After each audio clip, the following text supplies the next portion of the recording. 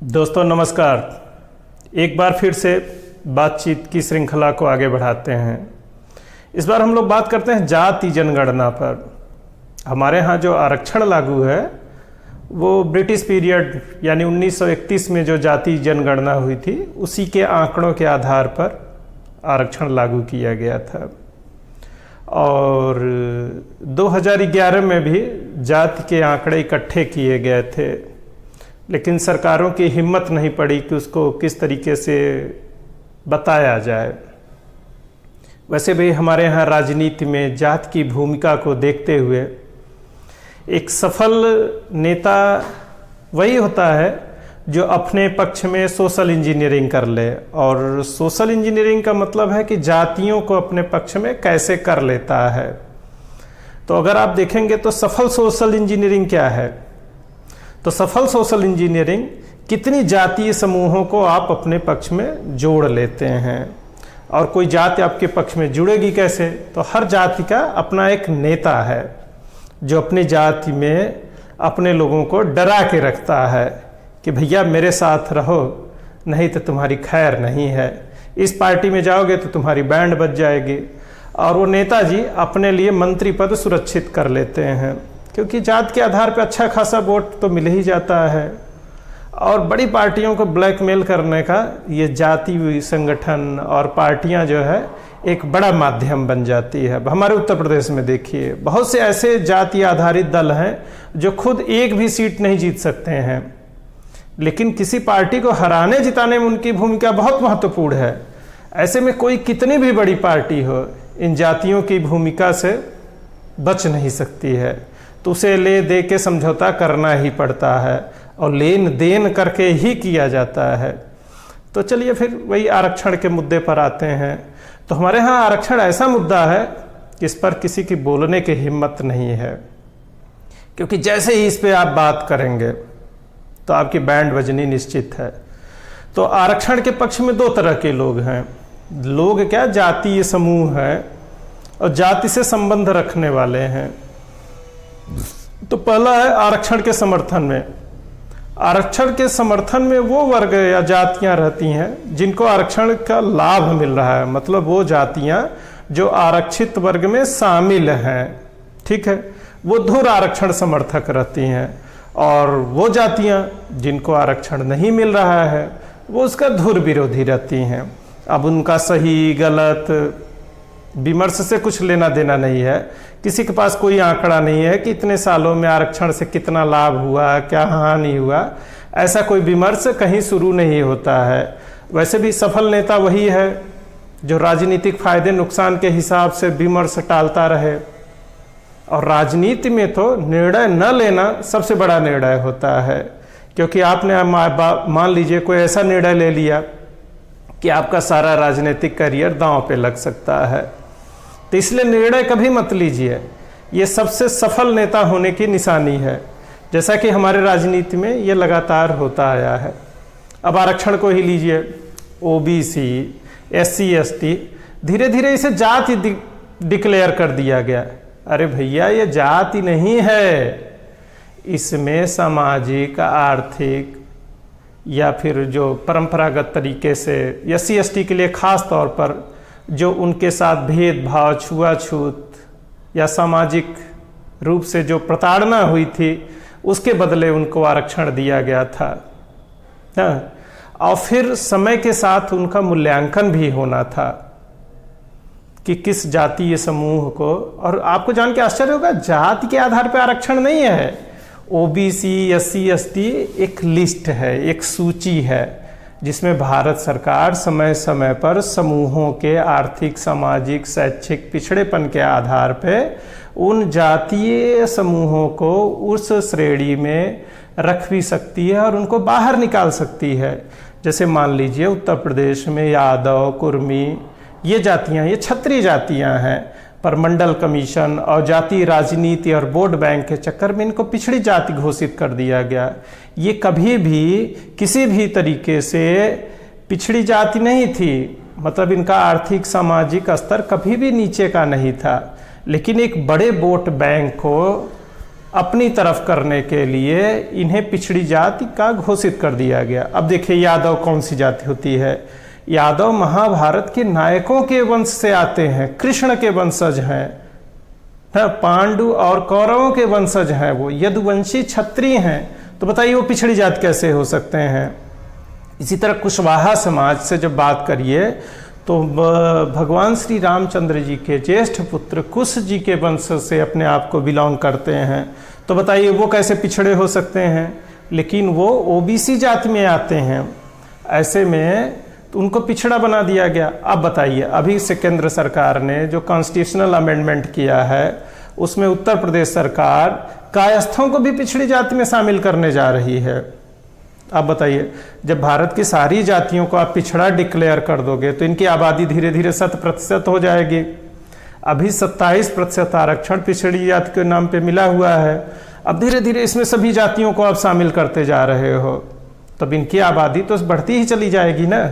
भाई जो जातीय समूह असामाजिक आर्थिक विकास कर चुके हैं, ज़रूरत इस बात की है कि उनको पिछड़ी जाति के जो ठप्पा लगा हुआ उससे बाहर निकाला जाए, पर यहाँ तो हर कोई पिछड़ा ही बनने के लिए तैयार खड़ा हुआ है। अब बताइए EWS रिजर्वेशन लागू कर दिया गया, ठीक है भाई, एक कैटेगरी ये भी सही, तो मतलब अब तो कोई समण या मतलब अनरिजर्व रहा ही नहीं, कोई जाति अनरिजर्व रही ही नहीं भाई, सबको आरक्षण मिल गया, सब मजे करो भाई। लेकिन इसकी समीक्षा कुछ होगी? आखिर ये कब तक चलता रहेगा? समाज के वंचित समूह को इसका लाभ अच्छे से कैसे मिले, यह तय करने की जरूरत है ना। पता चलता है कि एक ठो नया आपने उसमें ऐड कर दिया, फिर तो सारी जातियां धीरे धीरे शामिल हो जाएंगी, तो फिर कहाँ रह गया वो? समाज में वंचित वर्ग जो है आरक्षण से कितना आगे आया, उसकी सोशल ऑडिटिंग होनी चाहिए ना। तो फिर उसको बाहर, अच्छा जैसे हमारे नेता लोग जो कर रहे हैं वो जाति जनगणना चाहते हैं, अच्छी बात है, हमारे पास सही आंकड़े होने चाहिए, पर हमारी जो पॉलिटिकल पार्टियों के लोग जो मांग कर रहे हैं वो इसलिए नहीं मांग कर रहे हैं कि उनको सही आंकड़े चाहिए, वो ये साबित करने के लिए तैयार हैं कि पिछड़ी जातियों की आबादी बहुत ज़्यादा है। अरे हद होती है, जब सबको पिछड़ी जाति में ही शामिल कर दोगे तो आबादी तो ज़्यादा हो ही जाएगी भाई। पिछड़ी जाति को तो आप ही पिछड़ों में, सब जाति को पिछड़े में शामिल करते जा रहे हो, फिर उसमें अति पिछड़ा अति दलित ऐसे शब्द आप ले आते जा रहे हो, तो कोई जाति बचेगी ही नहीं बाहर ना, तो आबादी तो अपने आप ज़्यादा हो जाएगी। इसमें कहने की क्या बात है भाई? पिछड़ी जाति समूह का जो टैग लगा हुआ अन्य जातियों पर है, जिनका सामाजिक विकास हो चुका है, उनको उस श्रेणी से बाहर भी तो निकालिए, और जो सच में वंचित समूह हो उनको शामिल करिए। तो हमारे जो पॉलिटिशियन हैं वो कोई विकास मॉडल के लिए नहीं कर रहे हैं, वो सिर्फ जनता को ये बताना चाह रहे हैं कि देखिए आप इतने बड़े वोट बैंक हो, आप पिछड़ी जाति हो। भाई पिछड़ी कोई जाति नहीं होती है, पहले तो ये जान लीजिए। ओबीसी एक लिस्ट है सरकार की जिसमें किसी जाति समूह को शामिल किया जाता है, और जैसे शामिल किया जाता है वैसे उसमें से निकाला भी जा सकता है, लेकिन क्योंकि सरकार राजनीतिक वोट बैंक और बाकी नौटंकियों की वजह से सरकारें इतनी हिम्मत नहीं रखती हैं कि सही आंकड़ों के साथ उन जातियों को उस समूह से बाहर निकाल सके, तो ऐसे में वो क्या करती है और नई नई जातियां उसमें शामिल करती जाएंगी। तो कौन सी समण जाति पिछड़ी बन जाएगी ये भगवान ही जाने। अब तो पता चलता है दलित भी बन जाने को लोग तैयार हैं। तो जो सक्षम लोग हैं उनको श्रेणी से बाहर निकालिए भाई, उनको अनरिजर्व कैटेगरी में ले आइए, नहीं तो ये तो ऐसे ही रह जाएगी। तो फिर इस सूची को बनाने का कोई मतलब नहीं है कि जो वंचित समूह को था वो समाज की मुख्य धारा में जोड़ने के लिए आरक्षण लाया गया है। ये कोई पैतृक अधिकार नहीं है। ओबीसी SC ST को भी एक जाति में आपने कन्वर्ट कर दिया, तो इसका लाभ कभी नहीं मिलेगा। पता चलता उस जातीय समूह के कुछ संपन्न लोग उसका लगातार लाभ उठा रहे हैं। अच्छा बताइए पिछड़ों में कौन आरक्षण का लाभ उठा रहा है? कुछ खास जातियां जो संपन्न हैं वही फायदा उठा रही हैं। इसी तरह दलित जातियों में, अच्छा ST में देखिए राजस्थान के मीडिया लोग ST का लगातार फायदा उठा रहे हैं। क्या वो ST बनने लायक हैं? अरे भाई उनका पर्याप्त विकास हो चुका है। इसी तरह यादव हैं, कुर्मी हैं और दूसरी जातियां जो क्षत्रिय जातियां हुआ करती, जाट भी सोचिए क्षत्रिय जाति है, लेकिन अब सिर्फ राजपूत तक सीमित कर दिया गया। कैसे काम चलेगा? अच्छा आप देखिए जाटव जैसे उत्तर प्रदेश में है, SC में इनको पर्याप्त नौकरियां और साधन मिल चुके हैं, पता चला अब भी लड़े पड़े हैं अरे भाई ऐसे नहीं हो सकता है। तो जाति जनगणना करिए, सही आंकड़े ले आइए और जाति समूह को बाहर करिए, और जो सच में वंचित लोग हैं उनको और तरीके ले आइए। सिर्फ 3% सरकारी नौकरियों के ये बंदर बांट से कोई विकास उकास नहीं हो पाएगा। समाज में जहर फैलाना बंद करिए। आरक्षण से ही अगर विकास हो रहा होता तो 70 साल में तो बहुत सारी चीज़ें बदल गई होती। लेकिन इस बात के जो है सामाजिक लेखन, अंकन, सोशल ऑडिट करिए कि हम कहाँ तक आ पाए हैं, एक समाज के रूप में हम कितना विकास कर पाए, उसमें आरक्षण का कितना योगदान है। तो आंकड़े ले आइए, बात करिए।